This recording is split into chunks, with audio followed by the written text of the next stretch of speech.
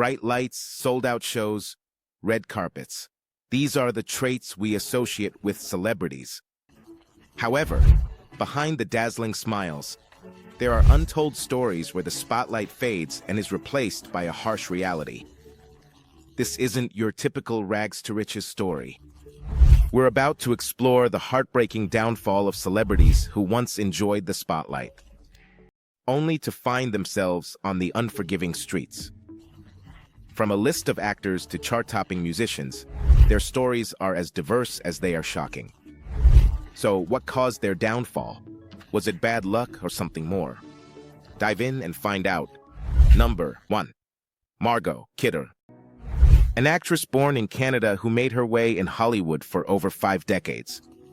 Starting in the 1970s and 1980s, Kidder appeared on the big screen in a wide range of films like Black Christmas and the Amityville Horror. However, her most iconic role, the one that solidified her place in pop culture history, was that of Lois Lane, the tenacious and witty reporter who captured the heart of Superman himself. Her portrayal of Lois Lane began in the 1978 film Superman and continued through the subsequent sequels. Life wasn't always easy for Kidder. When she was 20 years old, she faced a challenging mental illness, diagnosed at the time as schizophrenia and manic depression. Struggling with these conditions, she even resisted treatment for a while. Then, in 1990, tragedy struck in the form of a serious car accident. The injuries she suffered forced her to take a break from acting for several years, which left a significant dent in her finances. Unfortunately, this wasn't the only difficulty she faced. In 1996, during a particularly tough time in Los Angeles, Kidder experienced a mental health episode and went missing. She was finally found in a heartbreaking state, homeless and struggling. The long-lasting effects of her illness, along with the financial strain from the accident, had taken a toll on her. However, this isn't the end of Margot Kidder's story. Fortunately, with time and support, she was able to recover. She eventually moved to Montana, where she built a new life. Number 2. Sugar Ray Williams.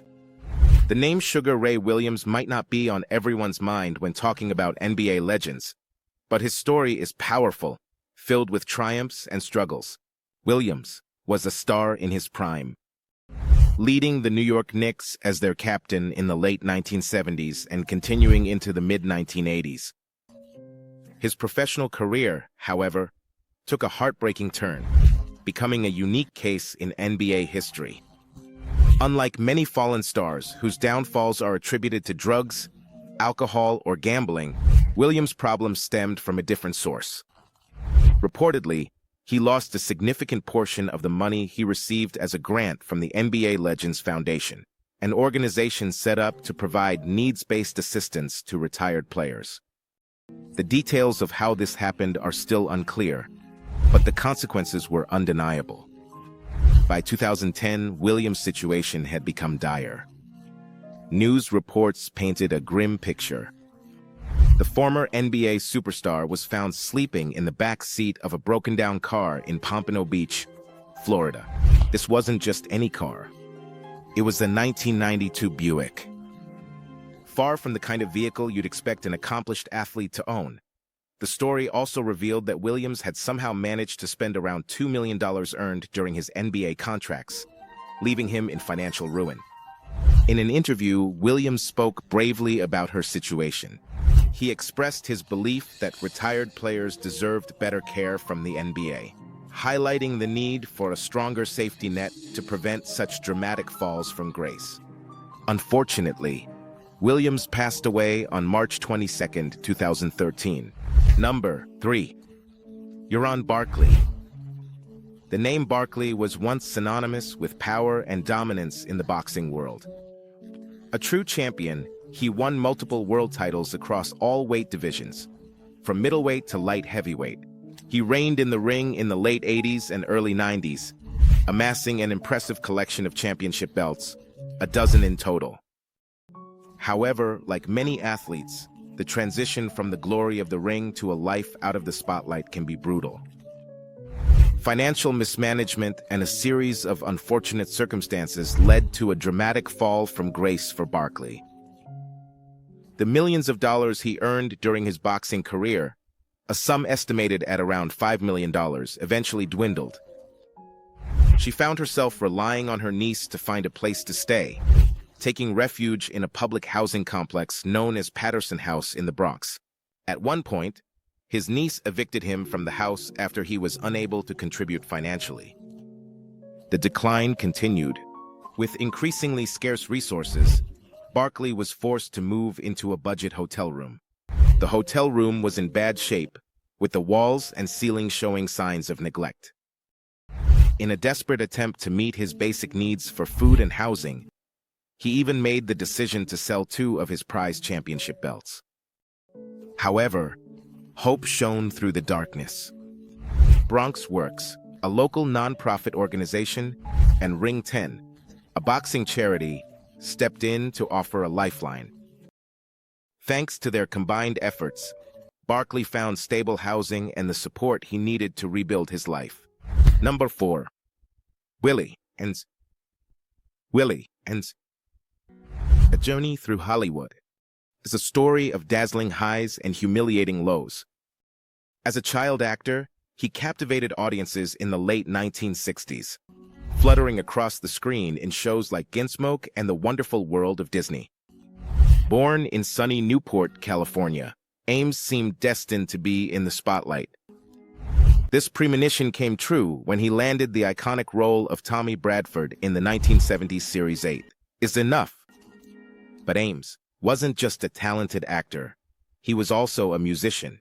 During his 8 days, he formed his own band, Willie Aames and Paradise, showcasing his musical talent as a singer and guitarist. The future looked bright. Aames was riding a wave of success, both on television and on stage. This wave peaked in the early 1980s when Aames was reportedly making $1 million a year. However, the fickle nature of Hollywood soon reared its head when his hit series Charles in Charge came to an end. Aames's world began to crumble. Financial difficulties piled up and led to bankruptcy. They repossessed the car, and he could no longer afford his wife's medical bills. Seriously ill, suffering from an autoimmune disease, lupus, the weight of these challenges ultimately led to his divorce. Aames, who once seemingly lived a charmed life, found himself facing a harsh reality: homelessness. Parking lots and parks became his temporary shelters as he desperately searched for odd jobs to survive.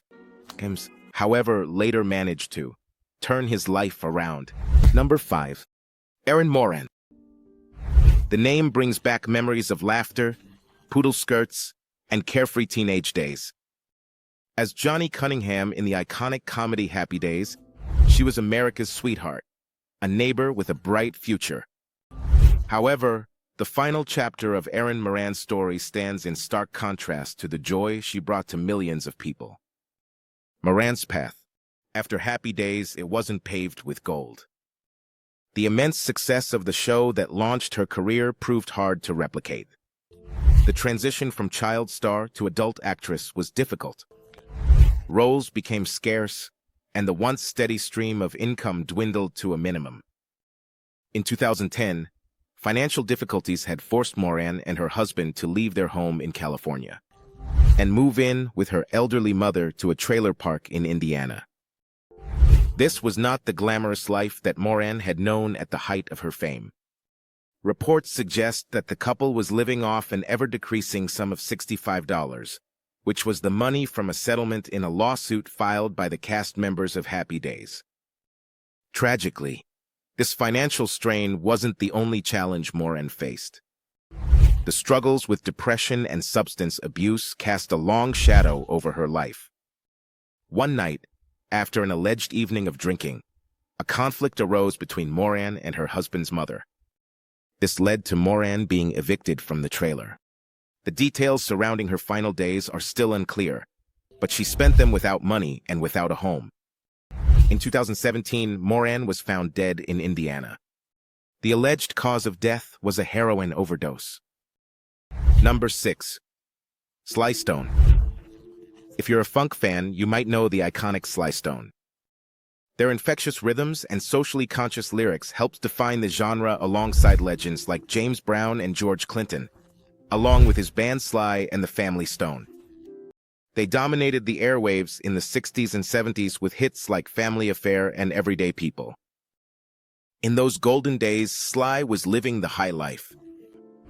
Imagine a huge 5,432-square-foot mansion in Beverly Hills that was Sly's playground. It wasn't just a house, it was a party palace, a place where music legends like Stevie Wonder, Jimi Hendrix, Janis Joplin, Etta James, and Miles Davis gathered for unforgettable get-togethers. It wasn't just a house, it was a party palace, a place where music legends like Stevie Wonder, Jimi Hendrix, Janis Joplin, Etta James, and Miles Davis gathered for unforgettable get-togethers. He wasn't just a musical innovator, but a charismatic host with a taste for the finer things. Luxury cars were his other passion. A sleek purple Jaguar XK, a fleet of Hummers, a quirky London taxi, and even a gold-plated Studebaker. Sly Stone seemingly had it all. But as the 70s came to a close, Sly and the Family Stone also soared to new heights. A growing dependence on hard drugs undermined the band's creative spark. The 80s turned into a decade of struggle where their attempts to reclaim past glory fell flat. In 1993, with Sly and the Family Rock inducted into the Rock and Roll Hall of Fame, a bittersweet chapter came to a close. Public appearances became a rarity, and Sly drifted further away from the spotlight. The years that followed were a mystery. With missing pieces, Sly became almost a recluse, and his whereabouts were a mystery for long stretches. The years that followed were a mystery. With his pieces missing, Stone became a virtual recluse, his whereabouts a mystery for long periods. Reports suggest that his mental health may have taken a toll. With paranoia and delusions, he believed the FBI was after him, that hitmen were plotting his disappearance, and that the mansion was in danger. The parties, the fast cars, it all faded away. Tragically, Sly found himself homeless, living in a van parked somewhere on the streets of Los Angeles. Number 7. Rocky Lockridge. The next case is also the story of a boxer who reached the top only to fall due to personal struggles. Rocky Lockridge, a name that echoed in the rings during the 1970s and 1980s, was a force to be reckoned with. He earned the prestigious super featherweight championship title, a victory that solidified his place in boxing history. This pivotal moment, defeating the previously undefeated Roger Mayweather, should have been the key that opened a future full of opportunities.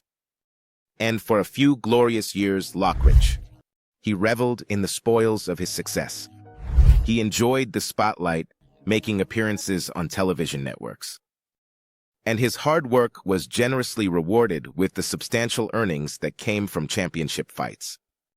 However, the world of professional boxing can be a double-edged sword.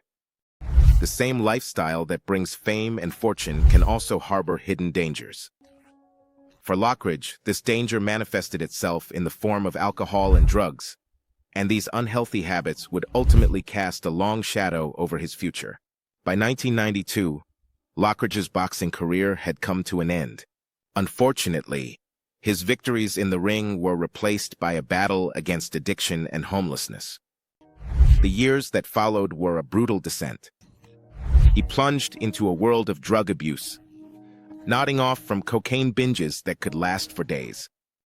The physical toll was immense, much worse than any beating he ever took in the ring. His body, once in shape, began to betray him. A stroke left him weakened, and his walk became a struggle as his body leaned to one side. For almost a decade, he was homeless and lived on the streets of New Jersey. In 2019, he passed away at the age of 60 after suffering multiple strokes. Danny Bonaduce. Sometimes the brightest lights cast the darkest shadows. This is a truth that Danny Bonaduce, the freckled and wise heartthrob from the 70s comedy, knows all too well. The Partridge Family knows this all too well. His portrayal of the middle child was a hit with the audience, which made him a household name at the tender age of 15. But like many child stars, the dazzling world of television had a hidden downside. When the Partridge Family ended its run in 1974, the transition to life after the spotlight proved difficult for Bonatus. He left home as a teenager, grappling with the sudden absence of the structured routine and support system he had known. Tragically, this vulnerability led him down a dark path. He started abusing hard drugs. The consequences were tough. Rehabilitation became a revolving door, a cycle of recovery attempts followed by relapse. These struggles ultimately left him homeless.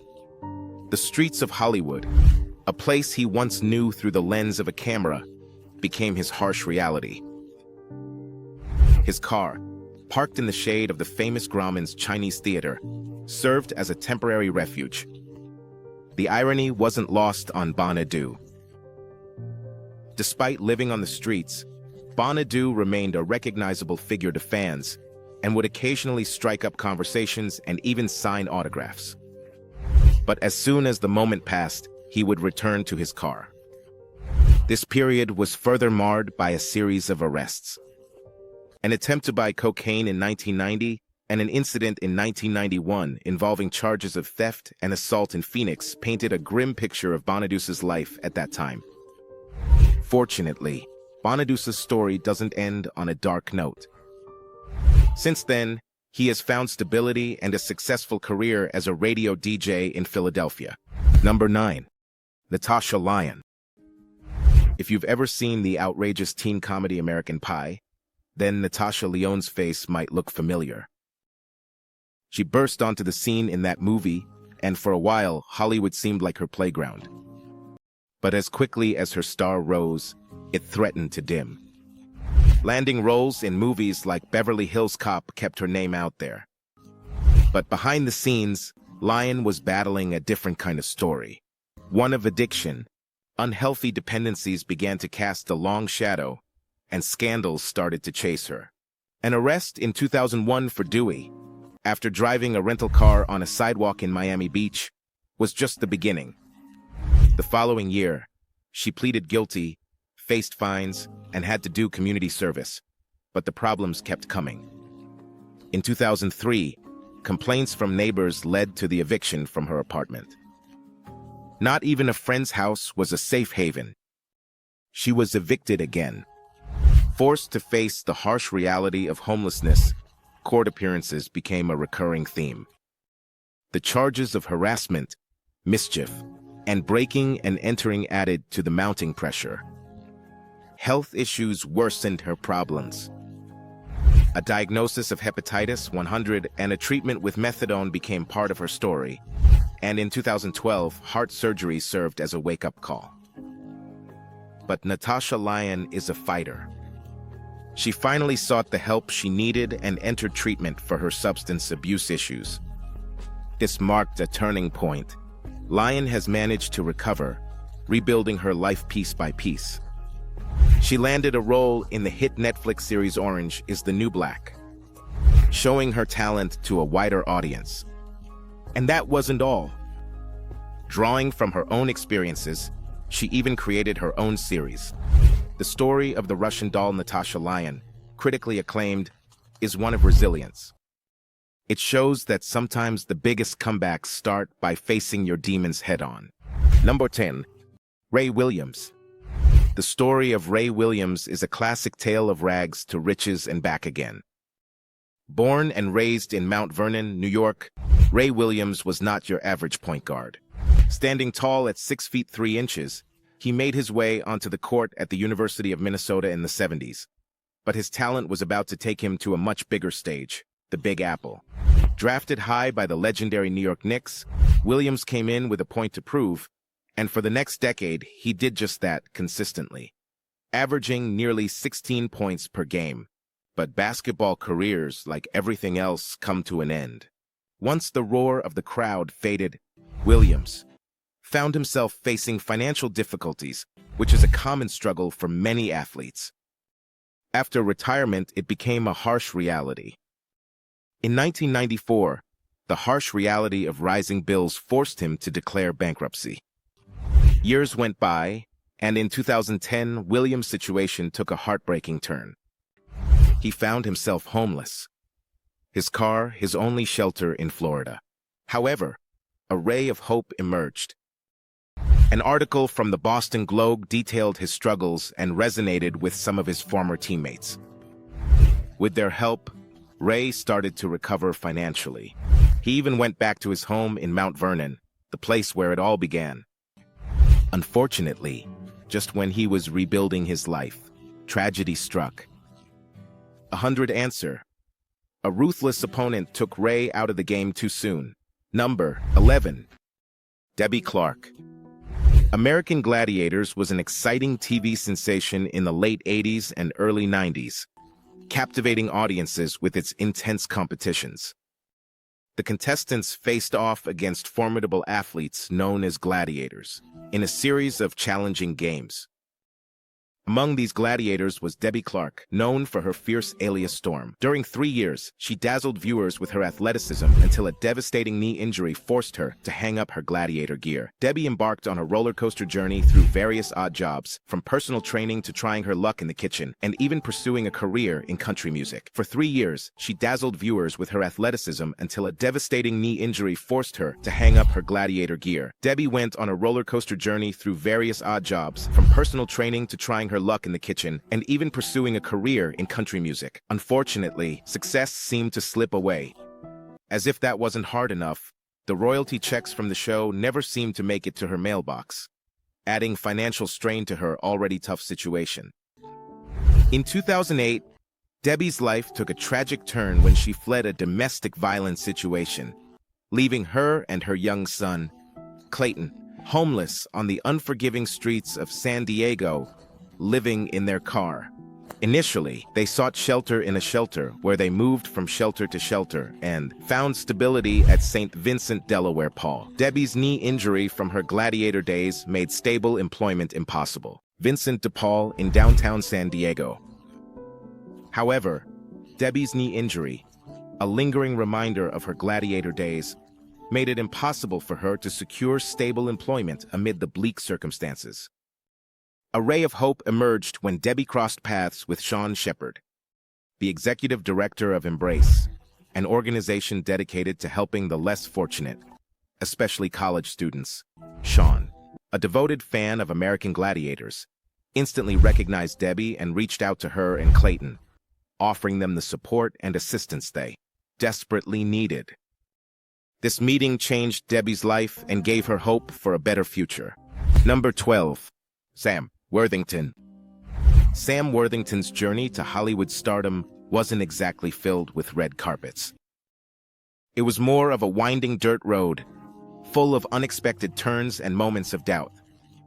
Sure, the raw talent was there, but for a long time, it seemed like he might go unnoticed. Unlike many aspiring actors who pack their bags and head straight to Los Angeles with dreams in their eyes, Worthington's path was less conventional. Before captivating audiences on the big screen, Worthington was a bricklayer, working with mortar and bricks instead of scripts and cameras. But fate intervened. Before captivating audiences on the big screen, Worthington was a bricklayer, working with mortar and bricks instead of scripts and cameras. But fate intervened. He landed a spot at the prestigious National Institute of Dramatic Art in Australia, a place that shaped his raw talent into something truly special. But fate intervened. He landed a spot at the prestigious National Institute of Dramatic Art in Australia, a place that shaped his raw talent into something truly special. Graduating from the National Institute of Dramatic Arts was supposed to be the springboard to a brilliant career. However, the reality was a series of small roles in Australian productions that had little impact. The years faded away, each one filled with the struggle to chase that elusive big break. When Worthington turned 30, the frustration had already begun to set in. Later, he described looking in the mirror and seeing a reflection that didn't quite match his dreams. By the time Worthington turned 30, the frustration had already set in. Millis later described looking in the mirror and seeing a reflection that did not quite match his dreams. This moment of introspection led to a drastic decision. He sold almost everything he owned, including his house, a car, and a backpack full of essentials. He set off in search of solace in the mountains. He had no idea that this peaceful retreat in the mountains would become the turning point in his life. That's when a phone call came in, a call that would change everything. It was the call that led him to Avatar, the record-breaking blockbuster that would thrust him into the spotlight and finally put his name on the Hollywood map. Number 13. Judy Garland. Judy Garland's life story is a tragic twist of fate. On one hand, she was a cultural icon, forever immortalized as Dorothy with wide eyes in the beloved classic The Wizard of Oz. This role, for which she won a Special Academy Award at the tender age of 16, solidified her place in Hollywood history. But behind the big screen, a different story was unfolding. The pressures of fame at such a young age were immense. By the age of 15, Garland was already dealing with pill dependency. It was a coping mechanism that would cast a long shadow over her health and well-being throughout her life. The struggle was no secret. She bled in her professional life. Filming The Pirate with Vincente Minnelli in 1948 turned into a nightmare due to her increasing drug use. She would scream paranoid thoughts on set and would disappear for days on end. Fast forward to the late 1960s. The once vibrant young star was now in her 40s. The years of battling addiction and the relentless nature of Hollywood had taken their toll. Judy Garland, the woman who brought Dorothy to life, was facing a harsh reality. She was broke, homeless, and on the verge of losing her home. She owed an astonishing amount in back taxes to the IRS. She had to keep afloat by singing in bars where she barely spent the night. Her last performance was a concert in Copenhagen on March 25, 1969. A few months later, tragedy struck. Judy Garland was found dead in her London home at the age of 47. She had accidentally suffered a barbiturate overdose. Number 14. Bobby Driscoll. The name Bobby Driscoll might have faded from the bright lights of Hollywood, if not for a brief and shining moment. He was a child star, adored by millions. At the tender age of 9, he landed a leading role in the controversial Disney film Song of the South. This wasn't just any role. It catapulted him to family fame. But his journey didn't end there. By the age of 12, he had already reached a peak that most actors only dream of, winning an Oscar. This prestigious honor recognized his outstanding performance in the showcase. His resume kept growing with well-received roles in films like So Dear to My Heart and the classic adventure tale Treasure Island. Driscoll even lent his voice to bring the iconic character of Peter Pan to life in Disney's animated film. However, under the bright lights and behind the scenes, a different story was unfolding. By the mid-1950s, Bobby's struggle with drugs began to overshadow his career. An arrest in 1956 for possession of marijuana hinted at a darker path he was heading down. Reports circulated that he had started using even harder drugs, a dangerous spiral that would ultimately have tragic consequences. Unfortunately, Bobby Driscoll's story has a heartbreaking ending. In March 1968, at the young age of 31, his life ended tragically. His body was found on a cot, surrounded by empty beer bottles and religious pamphlets, in an abandoned building in New York City. The details surrounding his death painted a grim picture. He was homeless, broke, and had died from drug-related hardened arteries.